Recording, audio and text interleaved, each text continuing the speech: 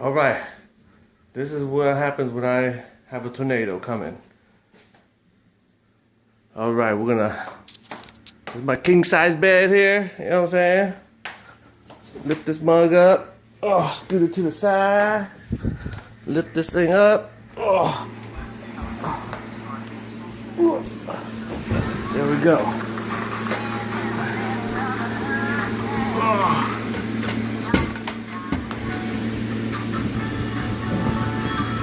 Okay.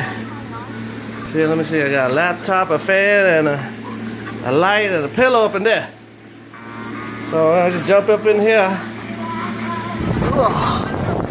Alrighty. When the tornado comes, you know what I'm saying? I just close that up there. Voila. And then I lock myself up in here, and voila. You know what I'm saying? We got the fan going, we got the laptop, you know, I got some space, a light. I think I'm cool for the, couple hours, you know what I'm saying? All right then, be safe out there.